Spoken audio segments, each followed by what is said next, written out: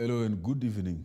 This is the Inside, of course, where we get to make issues on matters politics. And of course, this is where we critically talk about them. Tonight, we're talking about the life and times of Mwai Kibaki, the former president of Kenya. His life is the story of an extraordinary political career. For more than 50 years, Mwai Kibaki was in the service of his country.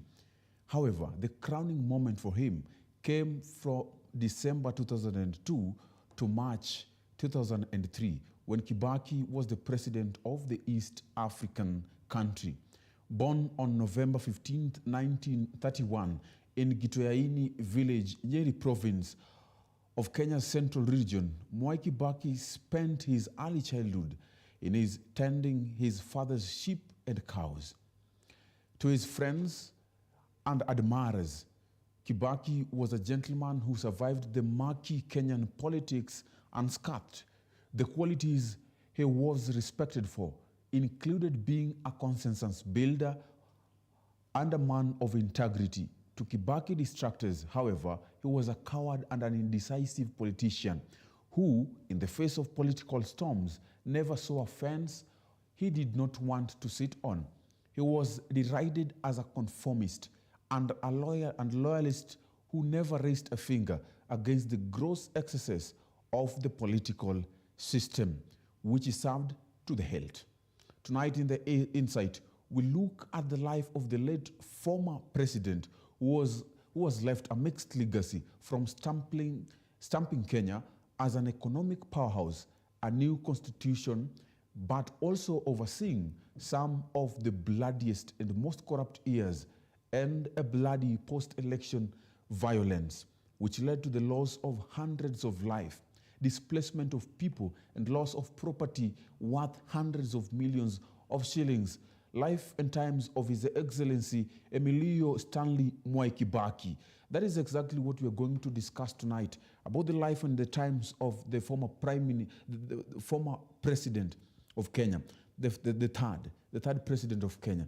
And of course, in dissecting these, in looking at the memory and the odd of the former president, we have guests here who, of course, are going to help us and assist us to look at the life and the times of the president, to look at the things that happened in his times, to discuss them critically.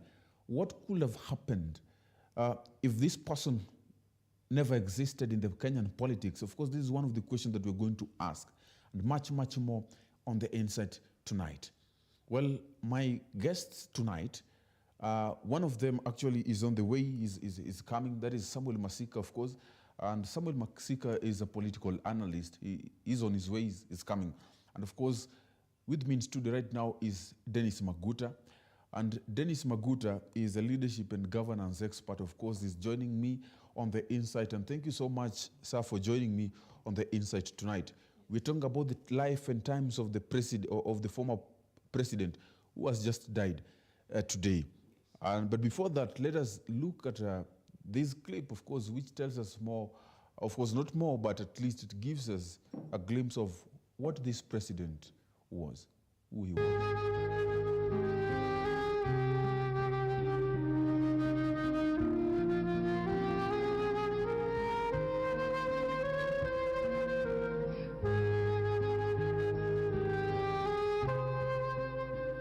Hii mvua itakuwa ni kidogo, wewe hapana.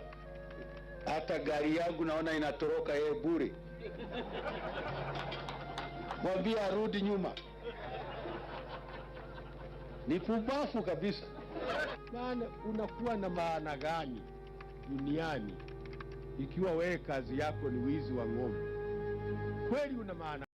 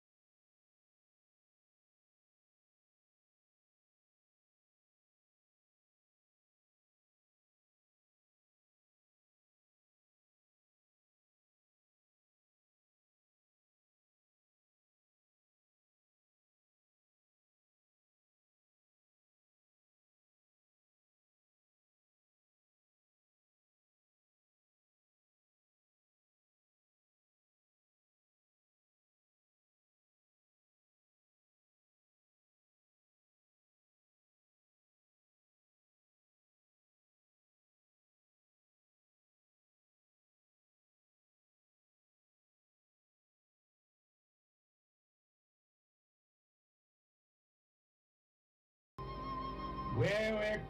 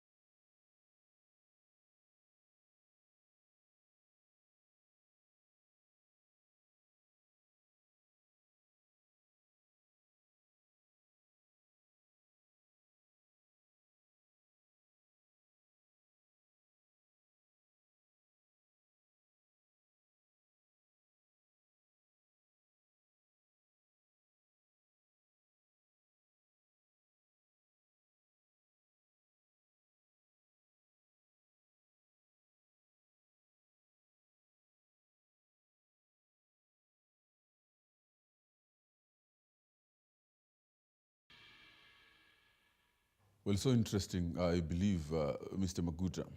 But this is just a glimpse of who the former president was.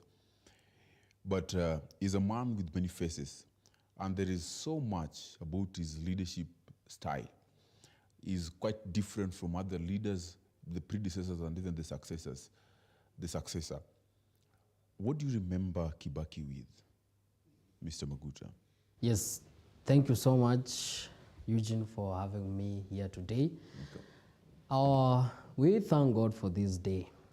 You know, things happens, but me and so many Christians, we always want to base it on God's will. Mm-hmm. So we have lost one of the legends. Mm-hmm. And you know, there are some people, when their life ends, I think we should adapt a tradition of celebrating them, mm-hmm. not even crying. Okay. Because you see, the late president, Kibaki, mm-hmm. is a president that brought change, mm-hmm. where people didn't expect change. Mm-hmm. When the first time Kibaki was voted in, mm-hmm. the country was tired of the Moi's regime. Mm-hmm. The country was so used to Moi. I remember those days when I was at a primary that time. Mm-hmm. For somebody to ask you who is the president of Uganda, mm-hmm. he could have asked you who is the Moi of Uganda or Tanzania. Okay. So it reached a point where now the citizen, mm-hmm. not the elite. You know, the elite were already tired. The elite started becoming tired. 1992, mm-hmm. they started demanding the likes of Prime Minister mm-hmm. Oginga Odinga, mm-hmm. Mwai Kibaki, and Matiba. Mm-hmm. All of them started becoming tired of Moi's leadership. Mm-hmm. Long time ago. Okay. But there was darkness in the normal citizen. Mm-hmm. But it reached a point where they were all enlightened. Okay. And they decided that now we are tired of Moi regime. Mm-hmm. And then Moi that time was clever enough to see that the nation has gotten tired of me, mm-hmm. so it decided to retire. Okay. But the people showed Moi that we were tired of you by voting out his successor. That was Uhuru Kenyatta. Mm-hmm. So they voted in, so Kibaki was voted in, mm-hmm. with the mercy of people getting tired of Moi. Mm-hmm. So they voted in Kibaki. But they didn't expect that Kibaki is coming to work. Mm-hmm. So that is one thing that Kibaki came and surprised the nation. Okay. So he came and changed the education system. Mm-hmm. I remember at my background, you know, Kibaki is that leader that I can relate, mm-hmm. with the first-hand people that I've grown with. Mm-hmm. I remember in my village we had a couple of families, mm-hmm. that were not able to go to school, mm-hmm. and because of fees. Okay. Kibaki came and brought free education. Free primary education. Free primary education, yes. So I think this is a leader that brought now the change that we have as Kenyans right now. It's unfortunate that his change and his legacy were not driven well up to this point, but if the leadership of Kibaki was driven the way he was leading the country, Kenya right now probably would have been... Let's just talk about Kibaki, what he did. There Yes. are a lot of things So, actually that he yes. First of all, I told you we have the leadership, Yes. and you see, Kibaki, his nickname was the economist. The economist. Yes, he came and changed the economy of the nation. First of all, he made it easy for the lower citizen to access funds for development, either for any fund that you want for SMEs. You could see that time we had even at villages or in towns, in small towns, where banks putting on their tents on market days, going into the businesses and enterprises, door to door, asking them, come and now take the loans for you to develop. So he made sure that those that had money, he made the economy flexible for the normal mwananchi, so that those that had money could release their monies to their normal level of mwananchi, so that there could be development. Again, he made sure that revenue collection of the country is well streamlined for the purpose of development of the country. You know, the revenue during Kibaki's time, revenue collection was so perfect that we didn't have to rely on borrowing, and that's why you didn't see the rise of debts during his regime. In fact, he left an economy of about 2 trillion or something there, with lots and lots of development. We cannot really underline the leadership of Moi, but Moi did up to somewhere. But in only 10 years, Kibaki did development of both the infrastructure and the social life in Kenya so massively that he will be remembered for a very long time. I don't know if there will be a president that will go that way. So otherwise, apart from free primary education, I really applaud the leadership of Kibaki in the economic sector. Yes. Well, there's a lot of things actually that he did that are outside there. We talk about CDF as well. You've not mentioned it. He introduced it. What do you think about CDF, and actually how did it change the face of Kenya? Yes, you see, CDF is under, you've said I'm not mentioning it, but I've told you we had development. And so CDF is the development funds. He introduced development funds. In fact, what he introduced is the leadership, the governance of the country.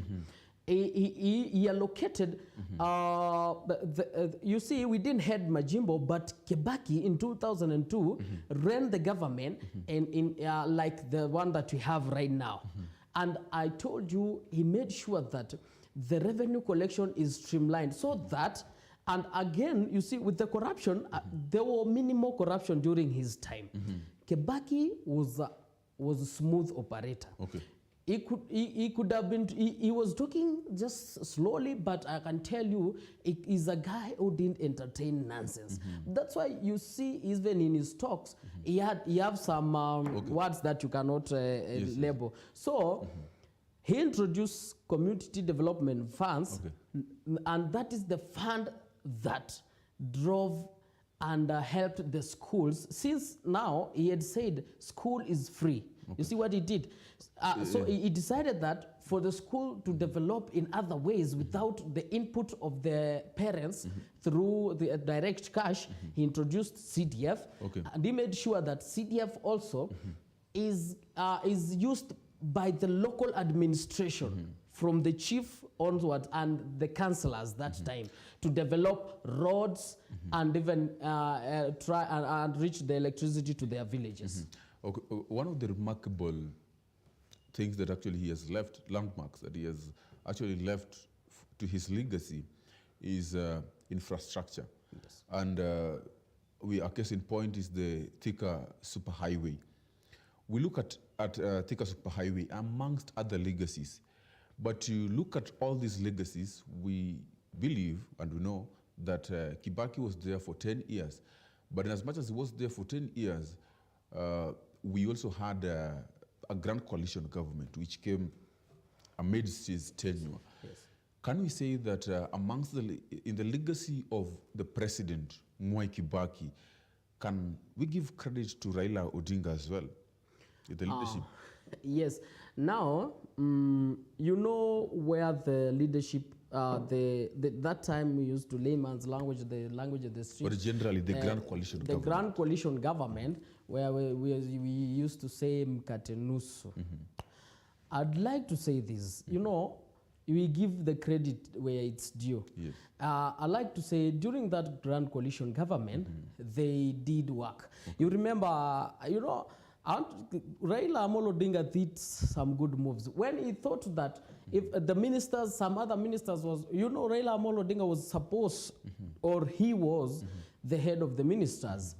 You could see Raila Amolo Odinga firing ministers, but as much as Raila Amolo Odinga, the prime minister, the grand coalition government worked well, it also brought conflict. So Kibaki was clever enough to solve situation where if you're fighting for something, maybe the two of you, he could decide you share, regardless of who is right or wrong. So he went down to a state of, let me just keep quiet, let us share the government and for the betterment of Mwananchi.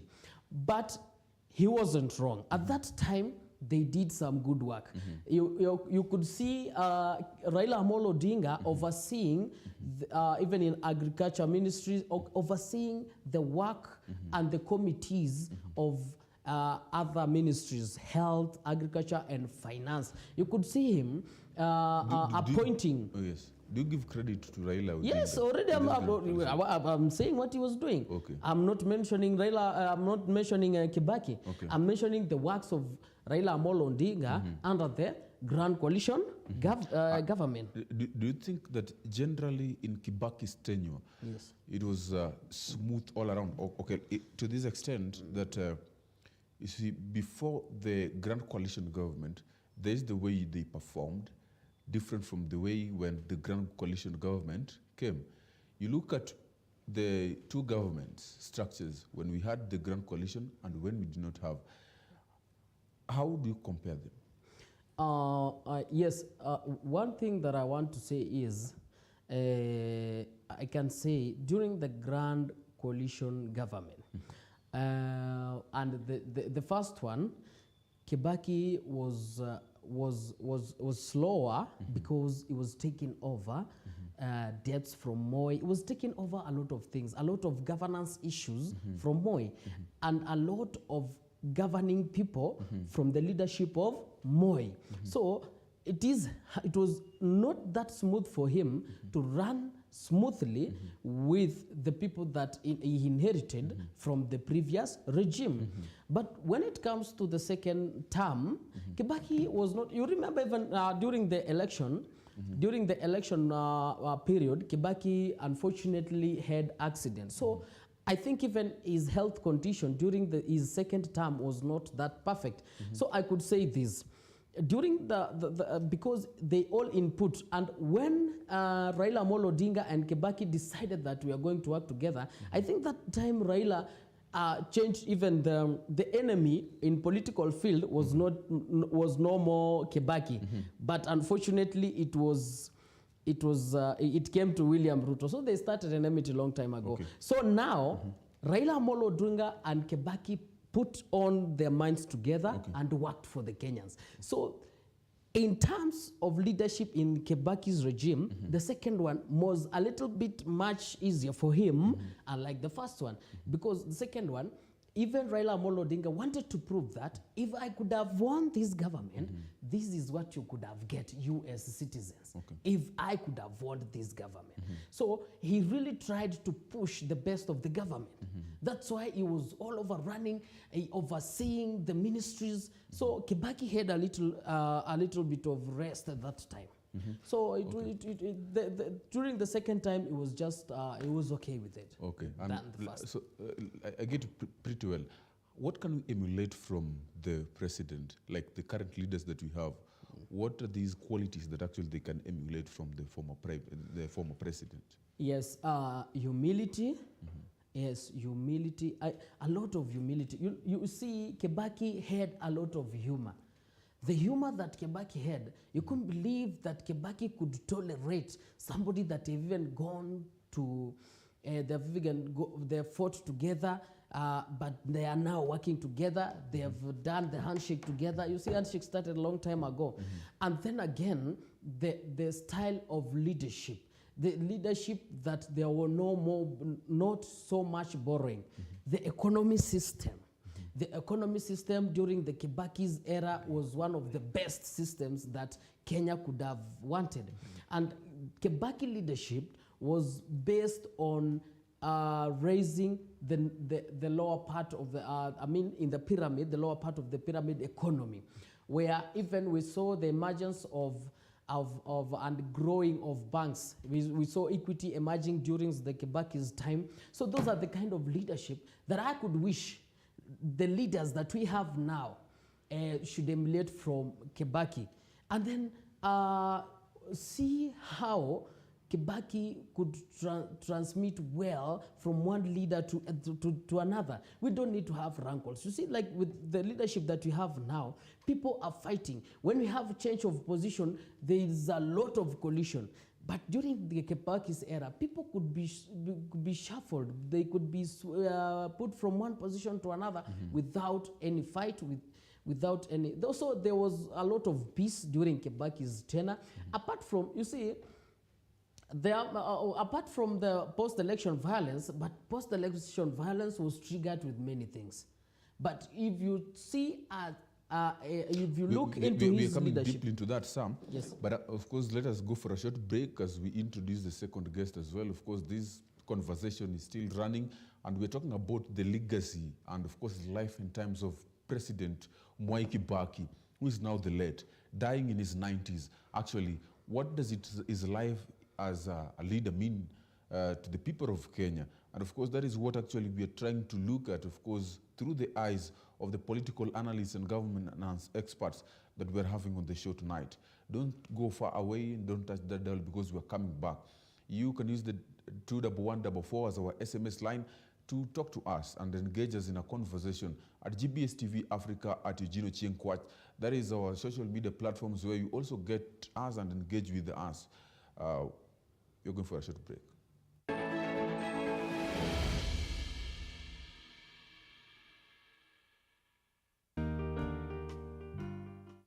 Mwalimu alikuanga wa Ingo, wa nini, wa hiyo tu TV. Saa kuna first time venye alikujanga. Sasa unajua boys wanakuwa jua fiki yangu. Sasa mwalimu msichana tu ameingia tu kama nini, unajua hiyo wakati ulikuwa unavaa mask, hivi jua sura ya mtu. Yeah. Unavaa tu mask, unavaa mask. Sasa inafika pahali mwalimu anafundisha anasema mask acha tutoe. Akitoa tu hivi nasikia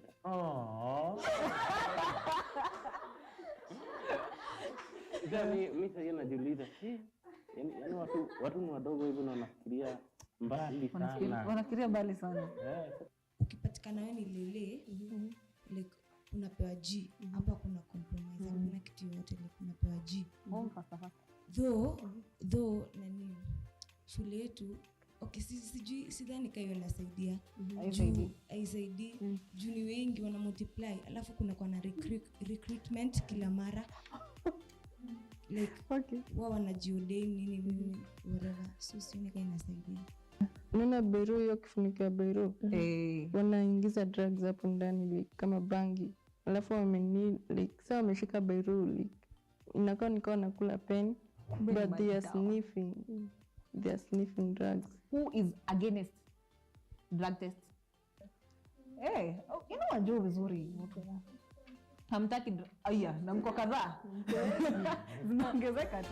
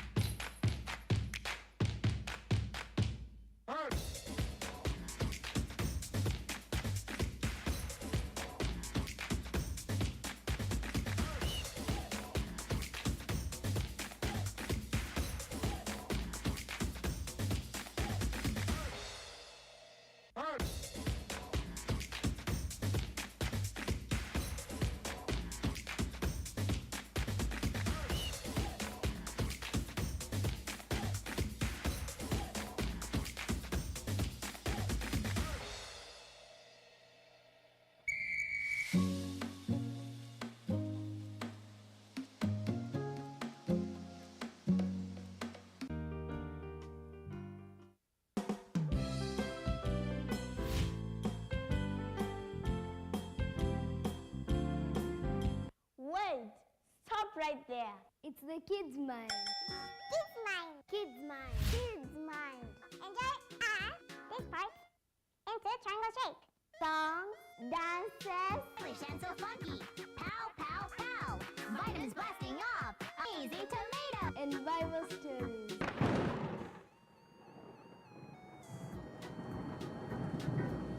We at the Kids Mind, we desire to serve you with these exciting activities. Join us. Join us every Monday to Friday from 4 p.m. to 5 p.m.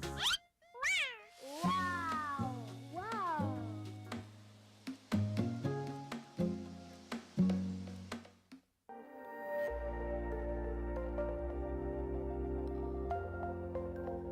Everywhere, GBS.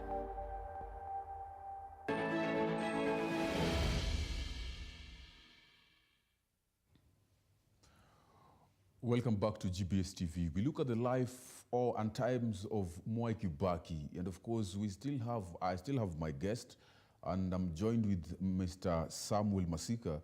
Mr. Samuel Masika, as a political analyst. Thank you so much for joining us on the show tonight. Of course, we are discussing about the times and the life of Mwai Kibaki. And Dennis Maguta has told me what he remembers Mwai Kibaki with as the president of Kenya and generally his entire life. I want to give you this chance as well to tell us that who is Mwai Kibaki? How do you remember him? And actually, when you look at Mwai Kibaki away from the political scenes of Kenya, without a Kibaki in the political scene of Kenya, what kind of political course would have the Kenyan politics taken without him?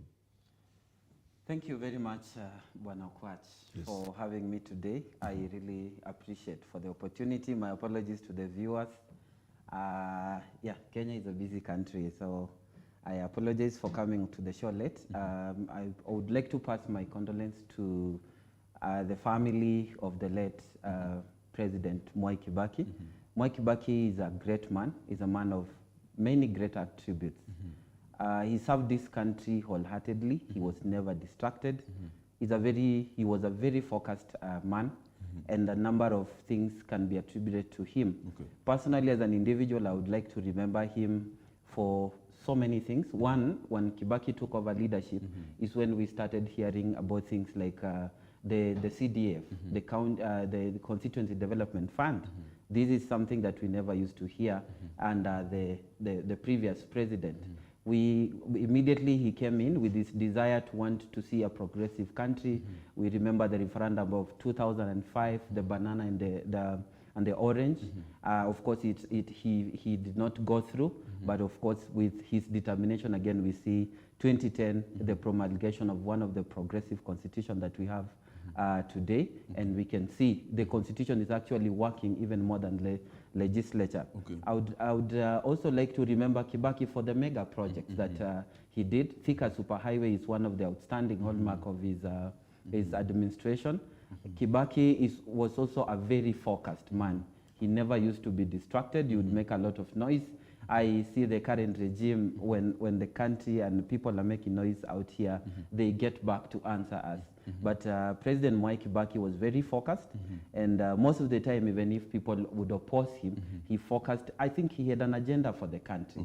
So if he made a mistake, he would not concentrate on telling you on how he corrects it. But it's not like he was positive. He would listen to criticism, never getting back to his critics, and we can see the country where he is.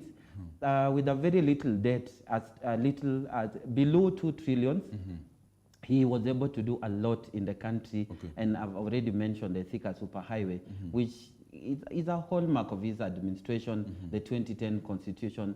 So as a country, we've lost a great man, but I wouldn't want to say it, we've lost. He's also a blessed man, because as a Christian, I believe if you die at the age that Mwai Kibaki has died, 90 years, that's a good age to die. So we celebrate his life. There are many good things that he did as a president of this country. So for me, it's a celebration. It's a celebration. We talk about the Constitution. In his legacy, in the times that he lived, there was a new Constitution that was promulgated. That is in 2010. Yes. My question is, we first of all had another constitution that was proposed. Yeah. But in 2005, Yeah. it failed to pass. Yeah. How, generally, we look at the Constitution 2010. Was it retrogressive? Was it transformational? If it was transformational, to what end? Yeah. Because it has been hailed as one of the best constitutions, looking at the human rights and the freedoms generally. But again, how do you compare the Constitution and what it has achieved so far with the previous regimes and even the Constitution that was used? I think the reason why the 2005 referendum flopped in favor of those who opposed the Constitution by then, it was the structure of leadership. Okay. But when it was corrected, but of course, again, we are struggling with it today because we just came out of BBI, because some of the things that were touted to be good and were left out in the 2005 referendum, again, they were put in the 2010 Constitution. And after the promulgation and, of course, after the implementation, we're also realizing there are a number of things that many politicians are saying they are divisive, they are not able to serve Kenya. But in my own opinion, I think politicians look for things that are convenient for them. This constitution is good. I want to say, I already said that this is the best legacy that Kibaki has left the country, Kenya. And one of the reasons why I said it's a progressive constitution, we in the past 5 years or 4, in the second regime of the Jubilee government, I've seen the legislature has not been able to perform because, one, they were bending to the whims of the executive, and they were not able to act in the interest of Kenyans. I've seen a number of things coming up just because they are able to support the executive, they pass them. But I want to applaud the constitution because with it, the judiciary has been able to keep the executive in check. And so for me, this is the best constitution. And you've seen a number of times, I've seen BBI, the attempt to change the constitution also flopped, thanks to the constitution itself checking itself again against those who would want to tamper with it. So this is a great thing for us, and again, like I said, we attribute it to the late President Mwai Kibaki. Wow, very interesting. Sir, let me ask you this. Vision 2030 actually is a brainchild of Mwai Kibaki. Sorry. And we look at the Vision 2030 that was launched by President Mwai Kibaki. It was launched as a vehicle to accelerate the transformation of the country into a rapidly industrializing middle-income nation. What is the future of this Vision 2030, and where actually are we? Did the vision die with the president, or are we somewhere in heading? Are we headed somewhere even as we head to 2030? Yes, I'd like to say that the Vision 2030, Kibaki was a good leader in that he knew that if we don't have a set limit of the governance of the country, we will be just, the country will just be running as long as there is a government. But he made it, he installed that mentality of we need to be at a certain point, at a certain time limit. So he started the movement. He started the movement towards attaining the vision, where I told you is he looked into revenue collection of the country and the development and the infrastructure of the country, and the best economy model that could that worked for the country for transformation of the country. You could see even the executive and the legislature during the Kibaki's time, they were determined, and their work were, what do we say? It is not like now you could find an executive doing the work of the legislator, of legislation doing the work of the executive. So before Kibaki left the office, the vision was, well, we were heading well towards the vision. But unfortunately, after he left the office, we've had a stumble towards the attaining the vision 2030. First of all, as I said, one of the things that kills the progression of the country is corruption. During his time, yes, there were corruption, but they were limited. They were not that much to, the corruption allegation was not too much as we have seen during this other regime. Okay. So right now, as we head towards 2030, we have stumbled. Since now we've seen the economy of the country as a little bit shaken. So for the economy first to come into its stand, and then again start progressing the country towards attaining the vision where the Kibaki saw, it will take a little bit of longer time. Okay. You look at the Vision 2030, we have actually 17 SDGs. You know them, about food security, about education, about a lot of things, poverty, to do with these things. Yeah. Of course, affordable housing is also part of it, among the 17 SDGs. You look at Kenya, the state that we are in, around, we are in 2022, that is 8 years before 2030, we have this vision. Do you think 8 years will be enough for us to attain that vision 2030? First of all, I would like to maybe to just correct my brother. We have not really lost it on the Vision 2030. I think one of the things that I told you about President Mwai Kibaki is that he was focused. In the second term of the Jubilee government, they talked about industrialization, housing, they talked about universal healthcare, and food security. Of course, those are things that inform still some aspects of the standard development goals in the Vision 2030. So, and then we got distracted in our attempt to change the constitution.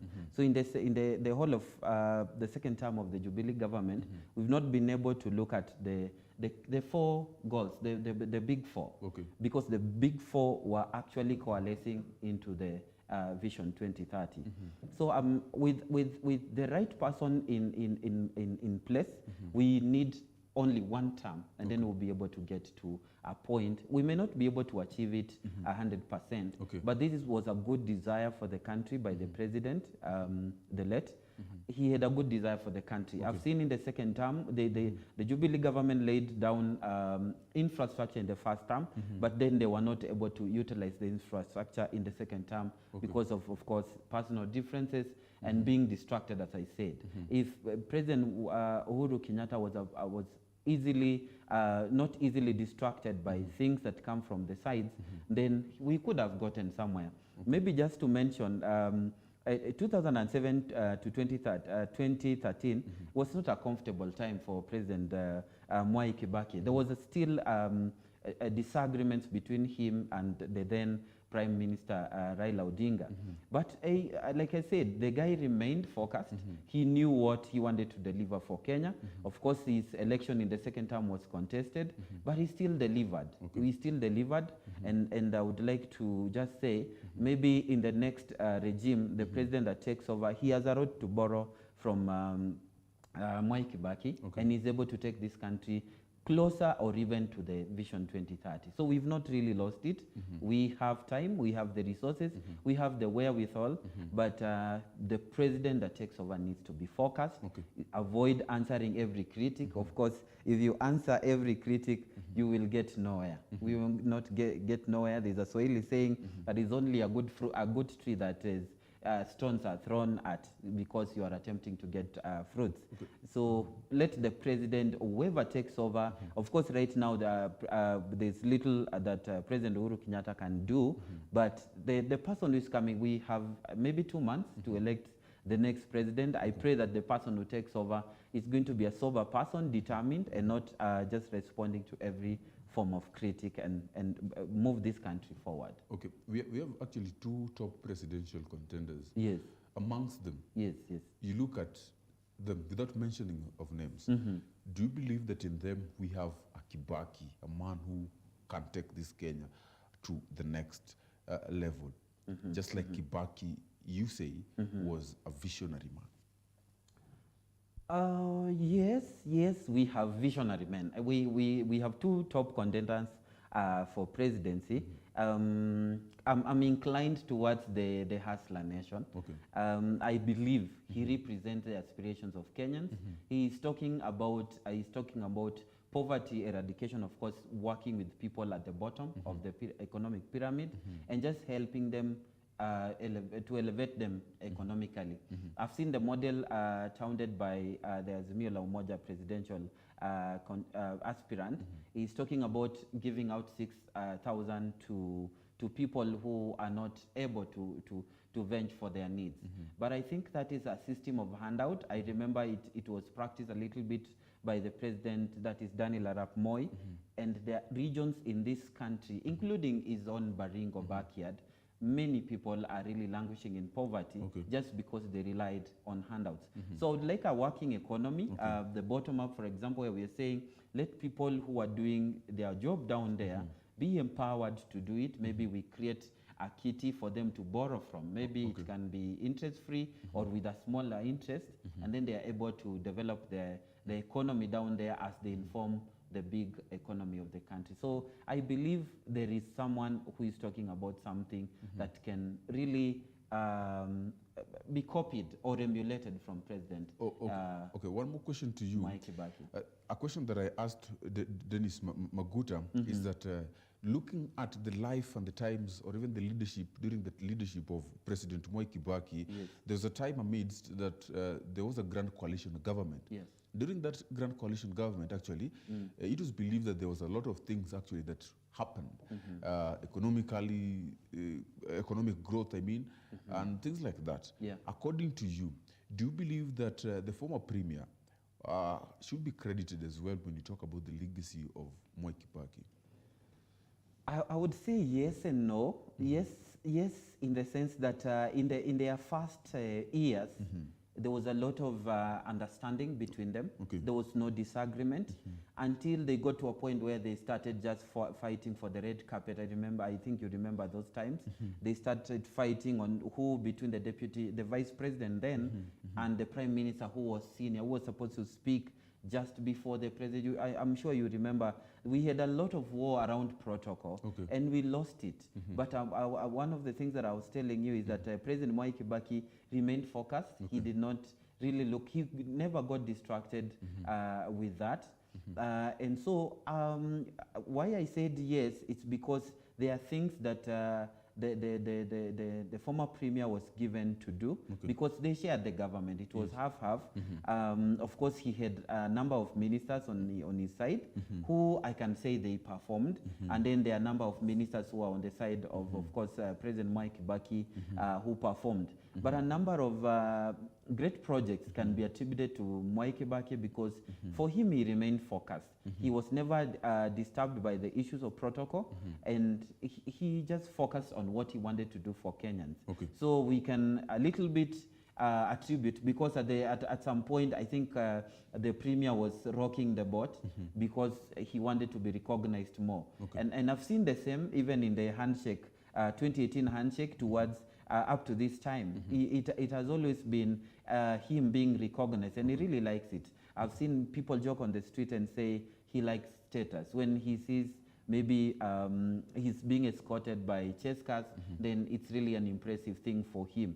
And so status matters to him, but like I said, if you're a president, a head of state, you need to be focused. Critics, of course, are bound to happen, but you need to be focused on what you want to do for the country. One question that I asked and I've not gotten an answer, Dennis Maguta, let me get an answer from you. We have, we're speaking about Mwai Kibaki in the leadership of Kenya. This man was a president, and we say that a president like none. So many people have termed him Masat. Without this man in the politics of Kenya, what kind of Kenya will we be having? What kind of course will be having in general in our leadership?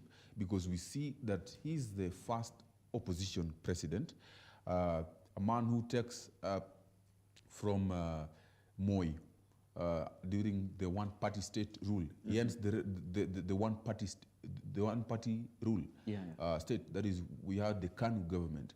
Then, of course, we had the Rainbow Coalition in 2002. How has this money impacted so much? And without him, what do you see? What do you see? First of all, I'd like to say that immediately Kibaki stepped in, the democracy of the nation changed. So without him, we could maybe still be having a country that there is no much democracy in terms of democracy, even in economy, democracy, financial freedom, and even political freedom. When Raila and his fellows formed a coalition to install Kibaki in 2002, before that, there was no much democracy in the political field. There was a government of the government that didn't give people enough democracy or freedom to talk about what is affecting them. After that, we could see the eruption of political even activists. During the Moi's era, we could see that. So I believe that if Kibaki was a savior who came in and opened that political airspace for everybody to test his or political abilities. So without in the inception of Kibaki's leadership, we could have a government. First of all, during the second thing, during the Kibaki's leadership, where the Majimboism came in. So again, we could have still be having that government of the monopoly government. Yeah, during that time, the NGOs were not strong during the Moise era.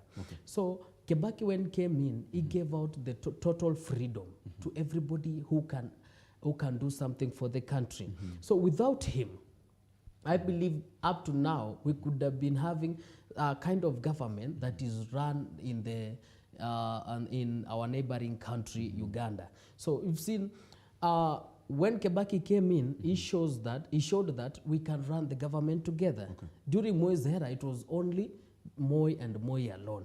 But you saw during the Grand Coalition government. So without him, I would like to say that we could not be having much democracy as per now. I would like to add and say, I thought I had answered that question, but not maybe satisfactorily according to what you wanted. Kibaki is a representation of a transition between a centralized government and a devolved government. So you see, with Kibaki, we have the new constitution, a constitution that has really empowered Kenyan. During his time, as he's saying, for me, I'll say the sovereignty was returned to the Kenyan Mwanainchi. So the Kenyan Mwanainchi is the most powerful person, as opposed to the other government, where the central government or the executive was the most powerful. And then, without him, of course, these are things that we wouldn't have known. I already talked about CDF. CDF is doing magic out here, but we could not see the same under the previous government just before him. But when he came in, we've seen a lot of development. I'm sure even where you come from, you've seen what CDF is doing. And this is, of course, a creation that happened during his government. So these are things that without him would be really in darkness, because like he said, I think he was able to liberalize a number of things that were otherwise blocked from a common Mwanainchi. Yeah, in fact, we could still be having the imperialism in Kenya, because that is what basically they ruled during the Moise era. And let me ask you this, Maguta, as we actually round up the issue of about the successes of Kibaki, before we talk about his failures as the president as well generally. You think that his successes are only attributed to him only, or do you think that there are certain people who contributed to the successes or the legacy of the president? Yes, as you see, in governance, as much as you are the president, but you need a really good team. It is just like football. If you pick the wrong team as a coach, you are entitled to failure. But if you pick the right team, you are entitled to success. So in terms of economy, we could see the best economist in Kenya who worked with Kibaki, and one of them is David Ndii, and you see is one of the most experienced economists in Kenya. And again, I'd like to say this. Kibaki was just the head of his team. We had a lot of workers around him, even in the Grand Coalition government. I had told you how Raila Amolo Odinga tried to oversee the government, tried to make sure that the government is run in the right direction so that his personal interest, he could be seen that he's working. But at the end of the day, he helped Kibaki to run the government. So it is not generally him, but we are looking at the head of state. If the head of state fails to arrange his team, then he is the failure. But if the head of state arranges his team, then we attribute everything that is positive to him. Okay. So there are people that they worked together. That is so obvious. That is so definite. We had Kalonzo, we had Mudavadi, we had a lot of people. Okay. We had a lot of people around him. It is only that he was a principled man. Okay. And he has, the way my friend has said here, he could not take critics every time. Okay. In fact, he could just wrap off criticism, saying, watu bapumbavu, and he just laugh off his criticizers. But he was the sober head of state. So, but of course, there were a lot of people under him working. Let's wrap up. You have something to say? On the same point, like he said, I think one of the things that bring down great minds is surrounding themselves with the wrong counsel. Okay. By then, I think the person who was purely advising the president was Professor Kivutha Kibwana. He was one of the best advisor that President Mwai Kibaki had. Okay. And I think even currently you can see Professor Kivutha Kibwana is applauded as being one of the best governors. Okay, wow. So surround yourself with the best counsel, and of course you'll see results. Okay. So it was not only about him, but having the right men around him. We are actually still on the inside, talking about the successes of the president and of course his legacy. But we believe that in as much as he was a successful president, hailed as such, but there are certain failures that of course are monumental failures that were in his government and could be seen. And of course, we are coming back to talk about that, of course, in a jiffy. Don't go away. This is GBS TV. Of course, you find us at GBS TV Africa, at 21144. That is where you also find us, and you get to SMS us.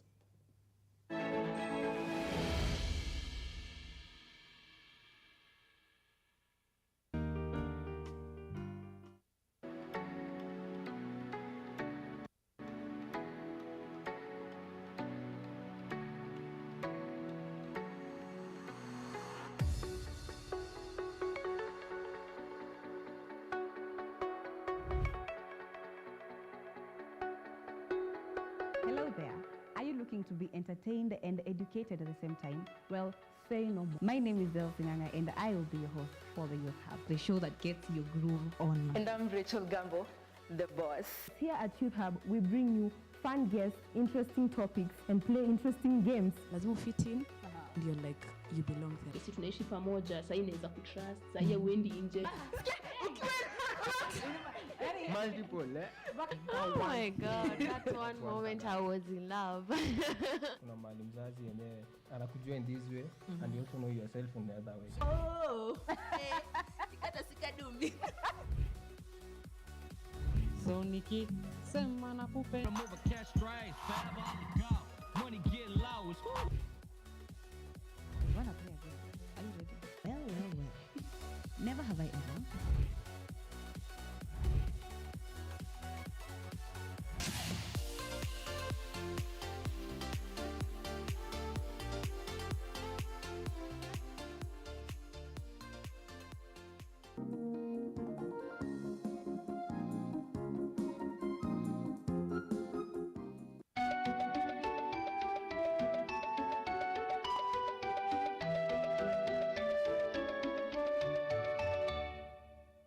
Dear friends, why are we still talking about gender-based violence? Why is this still an issue? Why is it still one of the most widespread human rights violations?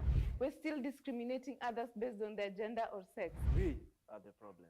We are the physical abuse. We are the sexual abuse. We are the psychological abuse. We still allow. But not me.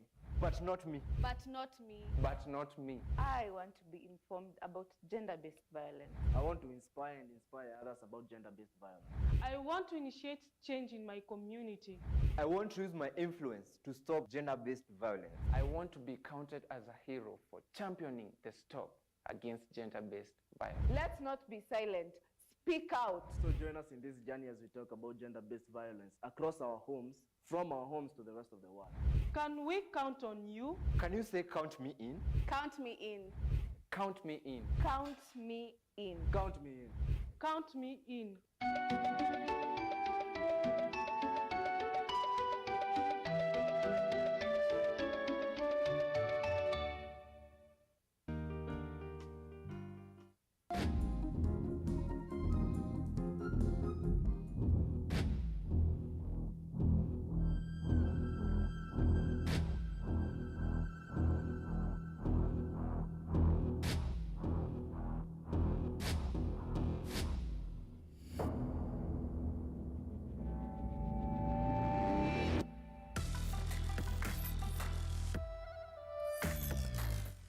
Mambo vipi man, it's your boy Ben C and you can call me the True Ninja. I'd like to invite you on an amazing show that will be happening each and every Saturday from 8 p.m. to 8:30 and the repeat on Sunday, each and every Sunday from 1 p.m. So make sure you join us for the GBS Art Club for an amazing show. Usikose.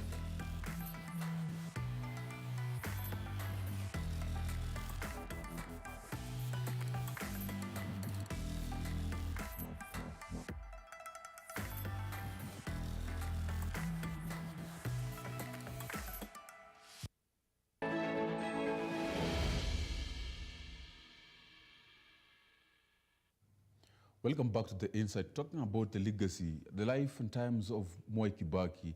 Right now, we want to look at actually some of the failures of Mwai Kibaki during his tenure as the president, and generally in the life his life as a politician.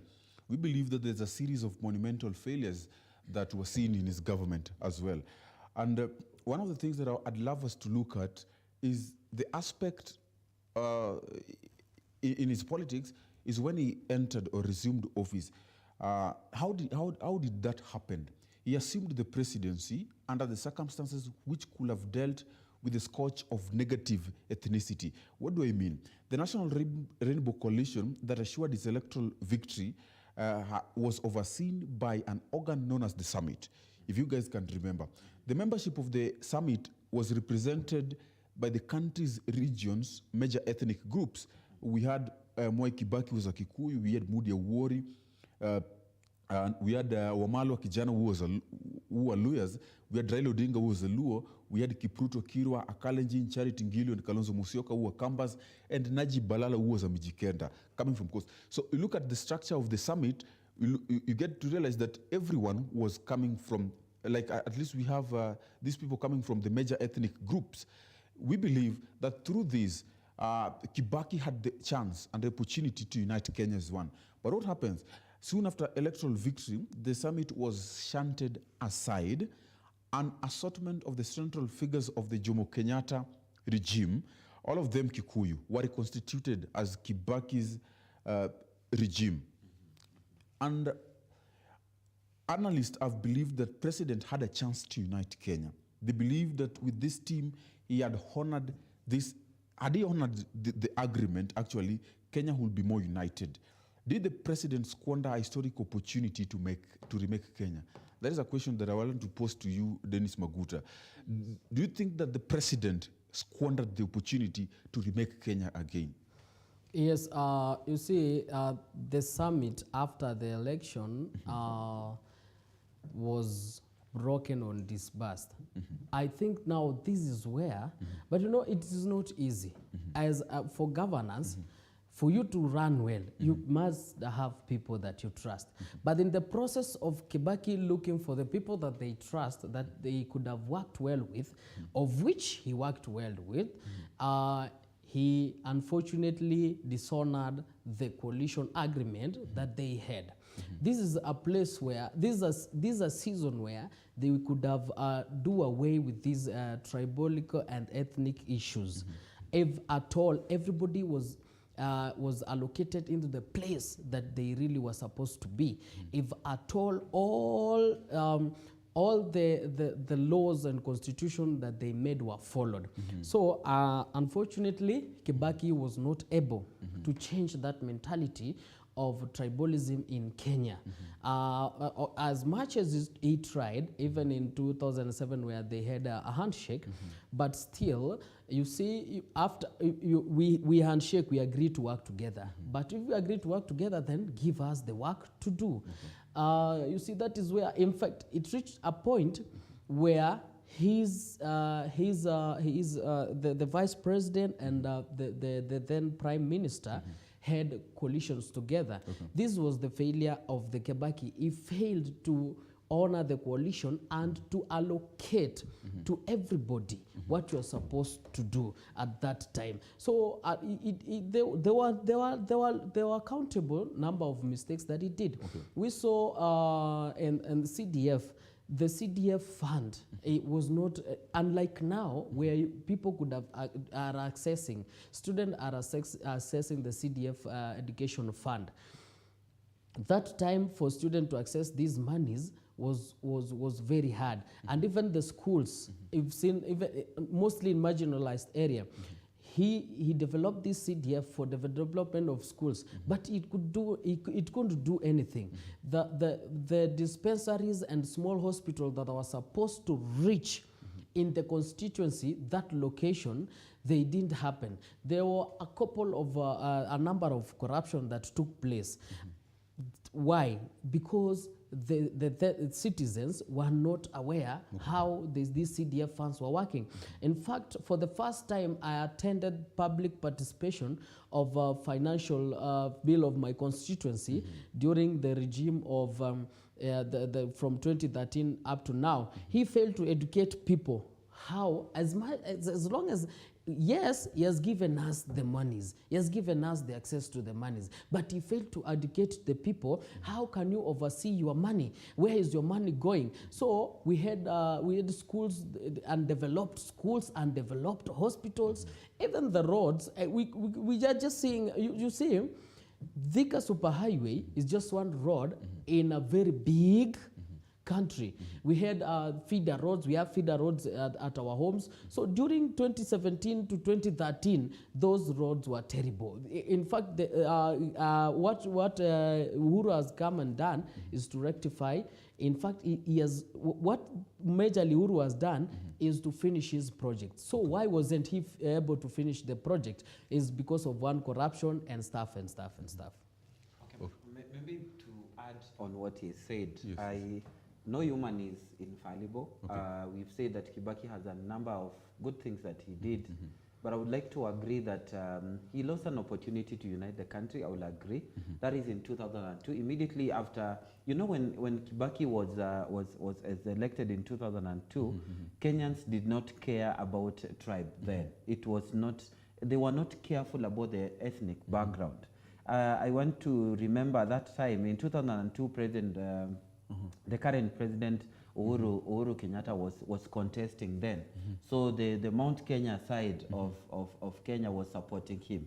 So Kibaki was supported enormously by people from this other region who never cared about their ethnic backgrounds, who never cared about their tribe, and therefore they elected him largely. But like you said, eventually when we saw him constituting its cabinet, then the disparities started emerging because it could not be reflective of the nation.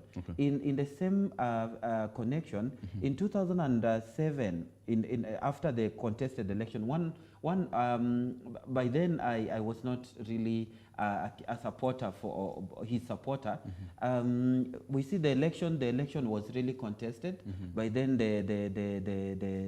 that is the what was it called, the guy, the electoral body by then, it was not able to manage election properly. But still the president went ahead to do what? To accept to be sworn in a very murky election. So for me, this is a failure. I would like a president who would come out and say, this election is not, we do not have a clear winner. We want to have that is, we want a clear winner to come out. Okay. So the electoral body of that time, it did not manage the election well, but still the president went ahead to have himself sworn in a secret place with a small people hurriedly, and we saw a number of people die. Around his government, we used to have extrajudicial killings. Yes. There are times we would have people collecting bodies of people in Ngong Forest, I don't know where. And so it was really enormous, and we saw civil societies coming up to condemn. So many people really died around his time. I don't know whether they were the critics that he never responded to, but there was a lot of extrajudicial killing. So for me, I think those are a number of things that I can still point out, and also his inability to manage disagreements between the prime minister then and the vice president. You know, as a manager of the country, or the CEO, the president is the CEO of the country, so you need to be able to manage your team, and by then petty issues like protocol needed not to really come out for us Kenyans to see. We've seen many governments managing there are small problems in the backyard, and when they come forward, we are not able to really notice the things that happen behind there. Of course, there are many people who, I don't know whether I'm supposed to highlight all the things that I think he failed now. Okay, well, there's one actually, I don't know whether to call it remarkable, but it proves ignominious to his legacy. That is the 2007 2007 contest, 2007-2008 contest. Of course, it was a contested election where the president was actually even sworn in at night. We had a post-election violence. Yet another taint to his image as the president, and of course his general legacy. What do you make of this? Do you actually believe that there was something that could have triggered him to be sworn in at night, or things to happen the way they happened? Because even as people clashed and fought, until so many were displaced, until the international community intervened, he was silent. So I think Mwai Kibaki was so much into power, and he liked power so much. And first, he didn't even care about the lives that we could lose, because at the time where the international community came in, we had already lost so much. Even the economy of the country, where he had done much, was already dropping fast and fast and fast. But he wasn't ready to stop the violence.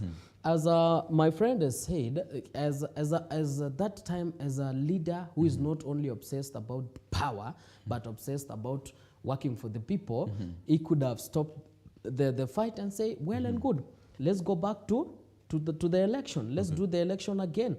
But he failed to stop the fight and post-election violence that erupted all over Kenya because of his quest for power.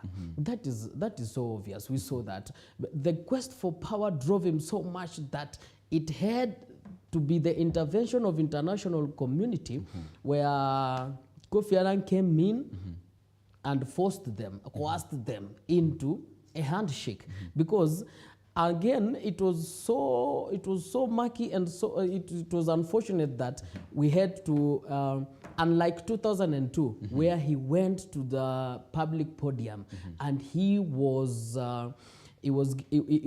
sworn in a public podium with people who filled the stadium.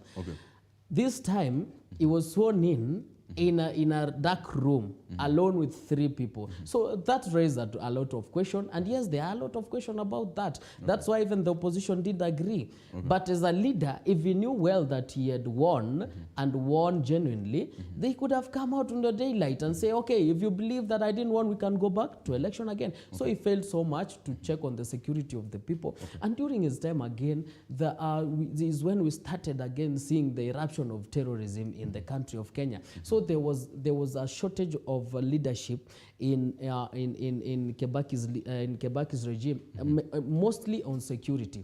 That is the time where Al-Shabaab now starting, we started coming in into the country. We could see the time.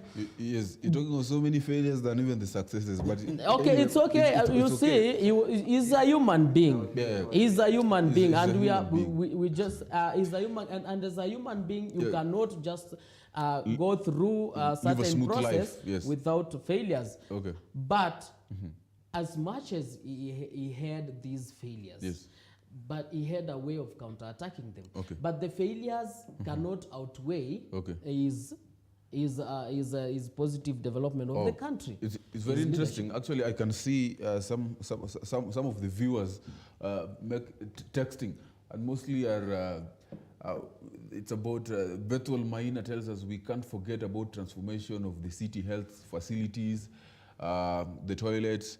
Of course, he did that. It impacted so much on also the health facilities, infrastructure, amongst many other things. We have Johnny Lesori, who is also saying that Masika was my teacher. Masika, you are a teacher, okay.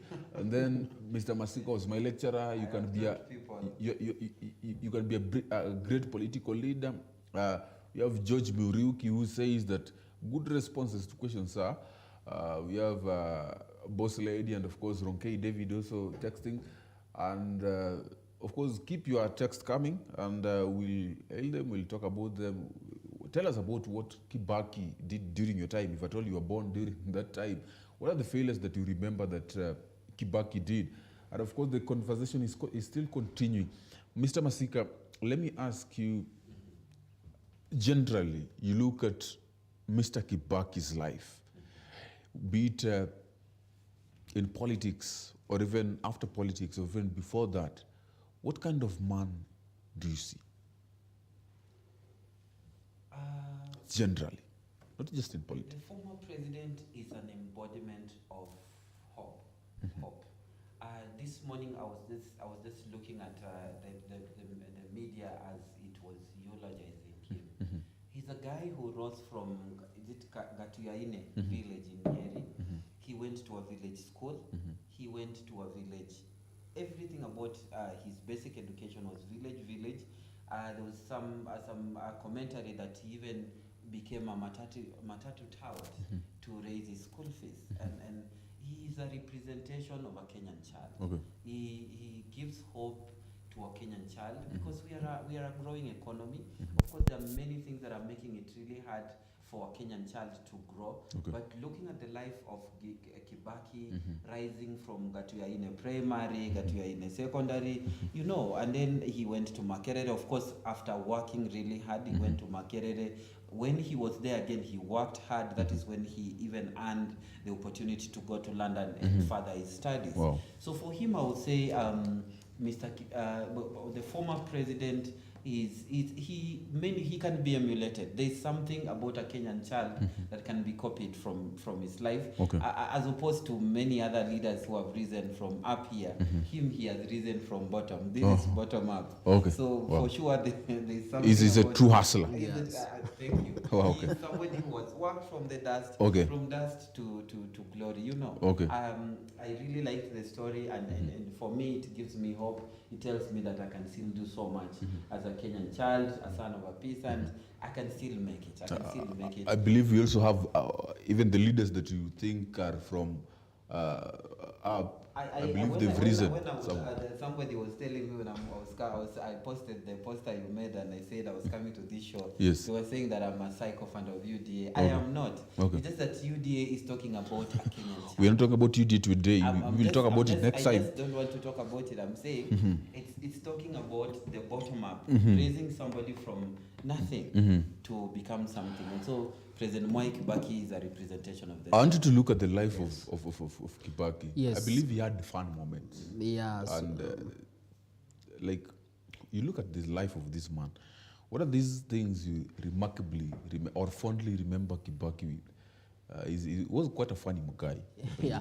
First of all, I remember the late Mwai Kibaki as a guy of humor and a funny guy also, and a guy who didn't care so much about what you're saying about him. It's all about you.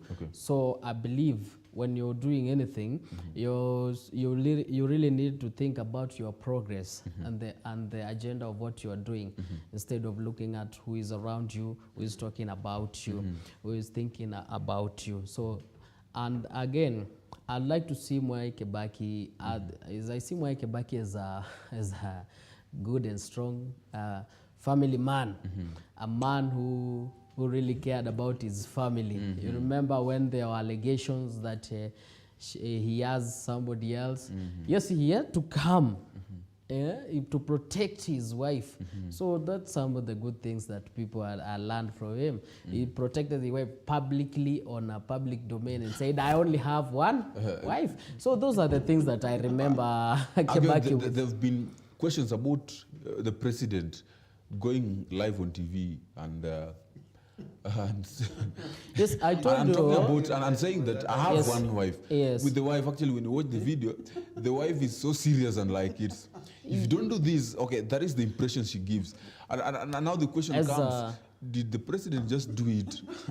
No, willingly? you see, Also? as Yes. women, the women have their own lifestyle. These are different creatures from us men. We are all human beings, but they tackle their issues in a different way. So, and when you are a leader, you are at the top of the seat. Many things can be said about you. Most of them being propaganda. When the late the former first lady heard that there are rumors going around that Kibaki might be having another family, as a lady, she has the democratic right to ask, is it true? And if not, but Kibaki, as a gentleman, he said, I will prove it to you. I'll even go public, so that if you think he's outside there, she will watch it on TV. So I'd like to say, Kibaki protected his family. And in fact, we didn't hear about his family. We didn't even, the only family member that we had at that time, we heard of was his wife only. And the rest were just under. So he protected, he's a protective man. And I'd like to emulate that. Thank you. Sure, yes. Thank you very much. Like Mr. Kwach was saying, I think that the time when they came out to say that Kibaki had one wife, the body language looked like he was under duress to give us that statement. It was looking like you have to say this. You have to say this. You have to say this. If you don't say this, you're sleeping. You're not sleeping in the state house. But you see, it's a democratic right for any woman who is married to ask that question, either public or not in public. That was the democratic right of the former first lady. So I remember there's something else that is funny around the family, but of course it came out as a security issue. They are two brothers. You remember there are two brothers that it was argued. There was something around the president's family, how they came in. I don't know, they came in with the daughter and such like things, and how they got even in the country. It was around the president. You said him, you used to throw sunglasses. I don't know whether it was because of age or something. I remember there was a time, I don't know if this was true, but at some point, I don't know, his trouser dropped when he was on the podium. But the people, like I said, the people around him were able to really cover him, and you could not see stuff like that. And he could just act like there is nothing. There's nothing that has happened. And then he would just call you mafia, Coco, you know. Sorry to say that on TV. Yeah, so he was a good guy. He knew how to bring humor in a very heated situation. One of the other things that I would like to celebrate Kibaki for, when two parties were arguing around him, he would sit there, listen and give them a middle ground. So everybody left the place a bit satisfied. Yeah. Thank you so much, gentlemen. Just to finish on that, one thing Kibaki did that was really impressive. When people were fighting, that was in Baringo, he could go there personally and say, you are fighting, wewe ni mtu bure. But you see, whatever he said, it's okay, but him being present on a position where there's a crisis, that was a strong message to even to the bandits at the ground. Okay. So that was a very good thing. And like now we see most of the time when there is a problem, the ministers are sent there. We have the CSs being sent to the place. So when you see a president in a place where there's crisis, you believe and that things are going to change. So that was a good thing. Thank you so much, gentlemen, for this chance to host you. And of course, I believe that it has been a great conversation. I'll just give you a chance to make your closing remarks because we have come to the end of the show. And of course, I'm looking forward to inviting you more in other discourses. Let me start with you, Maguta. Yes, thank you so much for this day. First of all, I'd like to send my condolences to the entire nation and to the family of the former president, Emilio Mwai Kibaki. It's unfortunate that he has left, but let him rest in power because even the Bible says we are given 70 years. The rest, if you live past 70, you are given bonus on maybe on the good work you did or what. I don't know how God adds you the more lives there. So I'd like to say it was good time having Mwai Kibaki as our leader, and maybe the next leader who is coming in to emulate the same. And we've seen that in Kenya Kwanza, trying to emulate the bottom-up economy model. I'll not stop by I cannot finish without saying that. So if our opponents try and emulate Mwai Kibaki, well and good. Whoever wins, it will be for us. So, and I'd like to tell the youths that this is your time to wake up. You have the capability and the ability. Follow the footsteps of Mwai Kibaki in governance, in lifestyle, even in your families. You guys are talking of Kenya much. Kwanza. Thank you so much. UDA. Was Kibaki part of UDA? Kibaki, the people, if the two the two political aspirants, let me tell you this first. The two political aspirants that are going head on right now are the products of Kibaki. They had worked during the Kibaki's region, and one of them, listen, telling me he cut me short. And one of them is saying stimulate. My producer telling me he'll end the show. My brother, I think it's because thank you. Kibaki has died at a time when Kenya Kwanza and Azimio are in a contest to him. Now, I would like to pass my condolence to the family of Honorable Emilio Stanley Kibaki. He's a great president. He's a great, like I said, he's a great representation of hope to a Kenyan child. There's something that a Kenyan child can emulate from him, a guy who wrote from Gatuyaine village to Makerere to presidency. Then it tells a Kenyan child that yes, he or she can. So I would like to tell the people, the family of the late president, they have not actually lost. The man still lives on. His legacy is all over. We can see it. A number of the great things that he has done, we can see them. And therefore, I join in. Let's join together and celebrate a great life, well lived. So this is a good thing. I really appreciate the mother who gave birth to President Mwai Kibaki. I wish she lived to see how a great child she gave birth to. Thank you. And I like my brother said, I will not finish without saying that the current leadership, there's something that they can emulate from our late president. He really served the country well. There were a number of things that were not working, but those that worked were actually more than others. So thank you very much. And the youth, let's rise and take up these chances, just like Kibaki rose from nothing and he became a great man in this country. Wow. Thank you very much. What a great ode to the former president, the late President Mwai Kibaki. And may his soul rest in peace wherever he is. He did so much to this nation. And I believe we owe him as a nation. And to his family, we believe that they will get to... Exactly. Yeah, I can see we have Samuel Suleiman Daniels, of course, has also hailed a good job at the Insight. And of course, Mr. Masika as well. It seems you have so many students watching you. And of course, I've taught in technical institutes for 8 years, and I've also contested political position, so I should have people who remember me. Okay, wow. That is quite interesting. But of course, at this juncture, we have come to the end of this show, ladies and gentlemen who are watching us. And of course, this has been The Insight. You know that every Friday from 8 to 9:30, we have The Insight, where we hold political discourses. Right now, of course, actually, we have been holding a discourse talking about the life and the times of Emilio Mwai Kibaki. On behalf of everyone who has made this a success, I would like to wish you a very good night. See you next Friday.